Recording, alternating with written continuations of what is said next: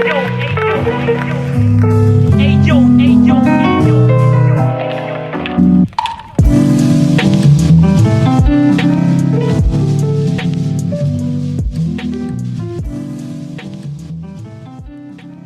project is a no-profit foundation about visual art and photography. If you want to help us, just drop a donation on buymeacoffee.com/BerlinExplorer.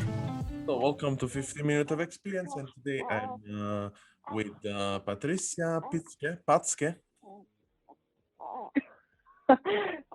Yes. Hi. and her daughter. Right? Sue. So Hi, Sue. talk about some of the experience you had in photography, and before that I would love that you can introduce yourself a bit for the people who doesn't know you. Right. I'm a analog photographer, and this is basically what I really love and do all the time, I just shoot analog photography. And I started many years ago. Actually, I'm a hairdresser and makeup artist, and I dived into photography through being on set many years and seeing so many other photographers working. And I always had my own vision of the shooting and what I would love the picture to be. And after a lot of disappointments when shootings came out differently than expected, I just kind of started to take the camera, and I thought, okay, then I'm going to shoot this picture myself because I have a vision, Yeah. And so I just started photography as an autodidact. And I started digital, but at one point I realized that analog is the only way for me. And the stuff that really makes me really I'm wow, every time I shoot film, every time I get my results. And whatever I do, wherever I am, it's always a challenge working on film. It's never that easy, but this is also what keeps me going in photography, because it's also the technical challenge, how to manual focus on a fashion week backstage, for example, when people are like, you're shooting film here, it's dark and people are moving, why the heck do you do that? I'm like, because it's nice, and it works and you can do it. And this is also what I love about it. Yeah, it's a surprise every time, no? To also develop and see what come out from, because most of the time I have many experience in analog that the picture doesn't come out, or they come out totally different from what I shooted before. Yeah, true. So usually you shoot with many, when you have to do it work in photography, you shoot with many films, no?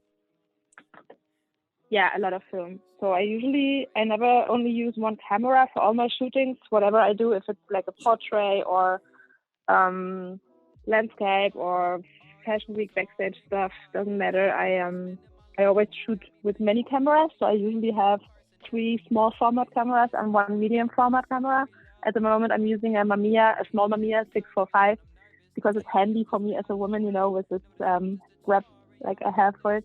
And I love I shoot my grandfather's Praktika a lot, which is a little bit like a Minolta, the small format camera, 35mm film.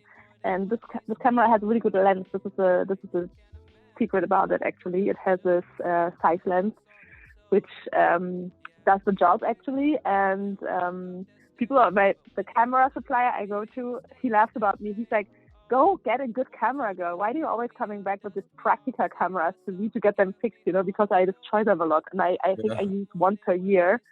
And I'm like, this is the point. I'm going into a desert and shooting it. I'm going into a rough place shooting it. I'm driving with my motor scooter and shooting it, So I wouldn't carry my Leica to the beach on a stormy day. So then I take my Praktika, and it's impressive what the pictures came out with this camera over the years. So I'm using them mostly all in the same time. I agree to shoot with this camera, because I have some of these cameras, and I like a lot to use them.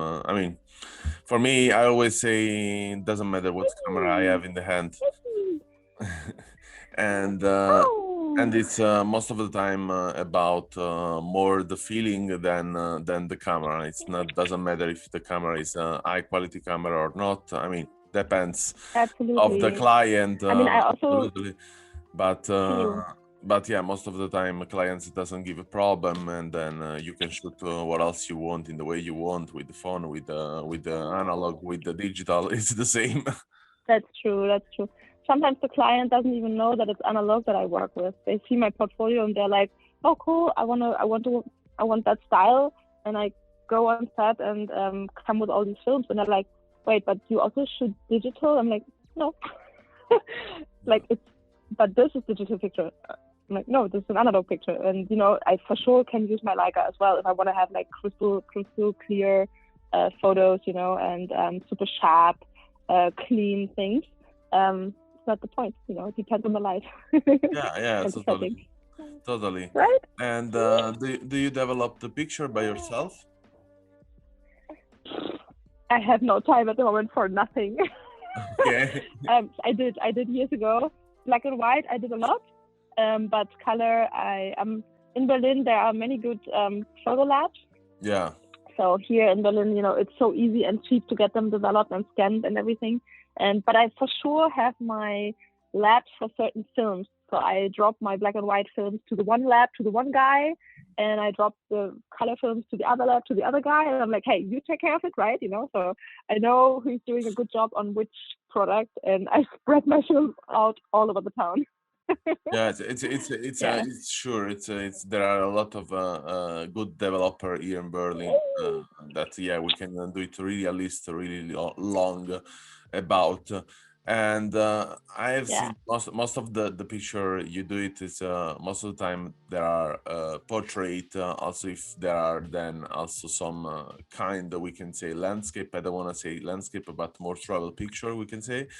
So Kind of, yeah. Started to some go some there. moment some moment with yourself we can say, and this connection with the water and the sea. There is a lot of connection with the Yeah, water and sea, and this is for absolutely. some kind of reason, because you come from somewhere where there was the water, or is it just a connection you discovered after? It's really cool that you noticed that and that you asked about it, actually. So the name of my daughter Sue is Turkish and means water, and here's baby daddy coming home. Yeah. Yeah, actually, I lived in Fuerteventura last year, like the whole year, like through all the pandemic. I stayed on the island. I stayed away from civilization, kind of, to, I don't know, whatever. It just happened. I didn't plan that. And what made me go to Fuerteventura, the island in Canary Islands, is that I'm a surfer, actually. So I surf since many years, and I always travel for surfing. So this was my first connection to the ocean, and to, like, I always want to be at the ocean. I always want to be at the beach, and I always thought, oh, one day when I'm old, I'm going to live by the sea. And then I realized, why waiting till I'm old? I should just move my ass. Yeah. And then I ended up in Fuerteventura when the pandemic started, when the lockdown started in March 2020. And I just went for a 1 month surfing holiday, and I suddenly realized what's happening in the world. And I was like, okay, I don't want to go back to town. I think I'm just going to stay here. And my job as a makeup artist and hairdresser was locked, so I wasn't allowed to work. So I thought, okay, I can go back for no work and being in my apartment, or I can stay on a beautiful island and enjoy and wait till the shit is over. So I did that, and I had all my equipment with me. I had like a big bag full of films with me, and I was like, okay, so I have everything I need. For sure, I was planning to work with other people there and to dive into productions and to find models for my ideas and for my concepts. And there was no one, no meeting people, no finding people, no whatever, no teams, no nothing, no production. So I started to use myself, which I usually don't do. I'm so comfortable in front of the camera. I don't mind. I'm not shy. If friends ask me, I'm like, yeah, okay, do it. But I'm not like, hey, take me first. So I'm like, Yeah. oh, okay. Mm-hmm. But then I thought, okay, I'm in the most breathtaking locations, and I want that shot to have that naked body in there, to have that woman walking the road, or to have that girl sitting, there undressed or whatever, and taking this aesthetic nudes.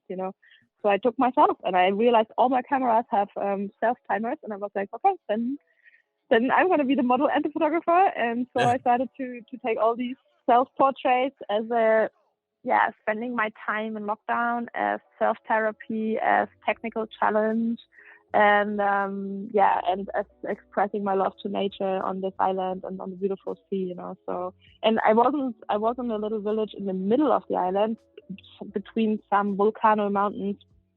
I can show you exactly where I was actually, because there's something hanging here in my living room. Hold on. How can I here? Turn around, camera. Okay, the camera won't turn around. Okay. Sorry. No, I'm almost gone. Okay, I messed it up. It's okay. So I've seen that you have also. I've seen that you have also this other two pages on Instagram that are Sweet Spot Berlin and Sweet Spot Fuerte, right? Fuerte. Yeah. Correct. Let me do it like this. So stupid.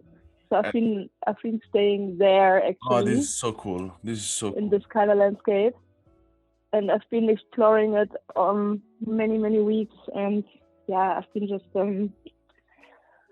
out there and this doing all the really stuff. Cool. And for sure, and when the lockdown ended and I was able to move around again on the island, I for sure also met my friends and started to ask other women for me to pose for my series that I've been taking, and especially at the beach and in the water and stuff. So, yes, I mean, all of your work is based, for example, on woman.